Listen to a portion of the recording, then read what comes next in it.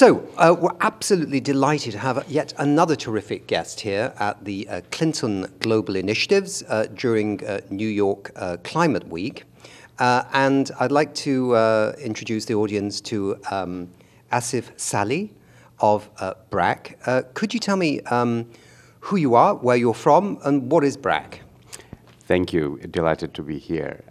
My name is Asif. I am currently the CEO of BRAC, which is based out of Bangladesh. It's one of the largest organizations which actually works in multiple social sector areas, particularly around health, education, climate change.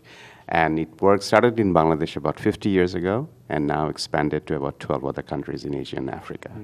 And Bangladesh, as you know, as the forefront of climate change, this is now one of our biggest agenda to work on in the coming days.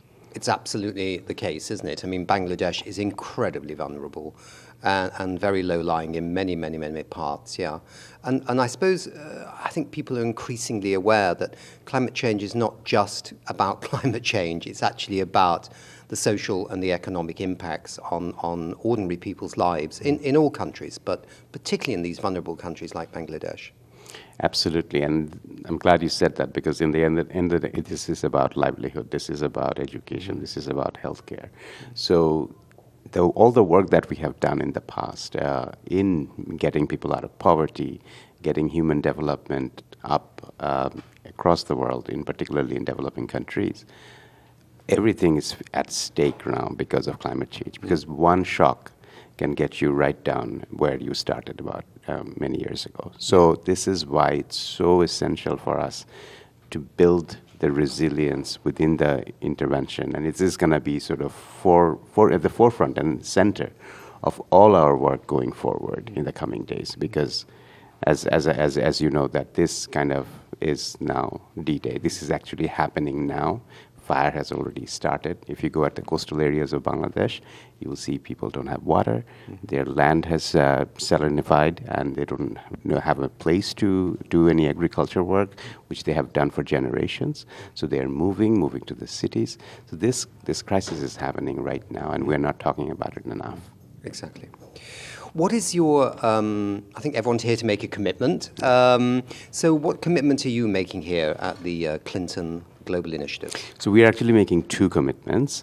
And first one, as I was mentioning, the water crisis is very big in the coastal areas of Bangladesh. So we are committing that we are coming up with comprehensive water solutions in the southern belt of Bangladesh, which is going to support almost 65,000 families. So that's number one, specific to water. The second one is around, as you mentioned, economy and poverty.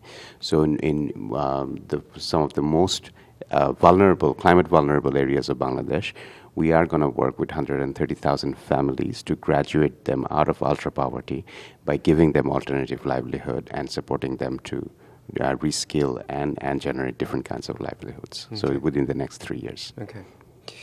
Do you think this climate crisis, climate emergency, which I think the Fridays for Future and the young people first started using these terminologies, but I think we've all now come to accept that actually it is a crisis, it is an emergency. Do you think it's solvable? Well, it's not. I think it's beyond that stage. I mean, of course, we have to keep on working to mitigate the impact of climate change from the developed countries' point of view, but more importantly, on the other side, where countries which are feeling the brunt of the climate emergency, but do not have the same type of social protection system that is available for developed countries. For them, it's about adaptation. It's about adapting to the changing nature. So this is where a lot of work needs to happen. And this is around livelihood skills and kind of how do you come up with creative ways to make sure that people are sort of are not devoid of livelihood. Yeah. Yes, it's resilience building as well, isn't it? Absolutely. And I mean, it's a bit of a chicken and egg situation, isn't it? I mean, you need the resilience, you need the adaptation, but you also need to cut the emissions, because if you don't cut the emissions, you can adapt for a long time, but it gets to a point where the game's up. Yeah? Absolutely. And, Yeah. Absolutely. So I think the work needs to happen in parallel. I think the reason I stress on adaptation more, because we are hearing a lot of talk around the big conferences around mitigation, but the world also needs to realize that the crisis has already started in terms of affecting, and it affects people in different ways in different countries. Yeah. So I don't think the urgency is I don't feel that same level of urgency, because there are millions of people already suffering, not having water, not having land, Yeah. not having healthcare. Yeah, Those areas. It's a threat multiplier, and it's just amplifying existing problems and making them even more extreme. Yeah, Absolutely. exactly. Absolutely. So We Don't Have Time. We like to reward people, organizations, for doing something special, doing the right thing, trying to advance in their businesses or in their organizations, in their lives, the solutions for climate change. Yeah. And there are many, and that's the good news. I mean, there's a lot of action right now. We do this by giving them climate love, as we call it. We also give climate warnings to people not doing the right thing, but today it's all about climate love. So I wondered if I could give that to you, and you could tell me who you would like to give climate love to on the WeDon'tHaveTime.org platform. Actually, I would like to give climate love to all the people on the front line, the community, who are actually facing the brunt of this disaster, right? And also a lot of these locally led organizations who do not have the support that they deserve, but they're still striving on and fighting on. And I think this is for them, so that they actually continue the good fight. But this is not enough. Just love is not enough.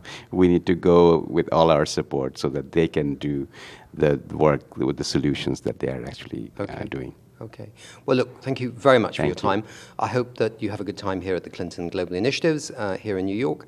And I really hope that next time we meet, we feel Bangladesh is on a better track forward in terms of resilience, adaptation, but also the financial support that that country needs. Yeah. Thank you so much, and I like the name. We don't have time.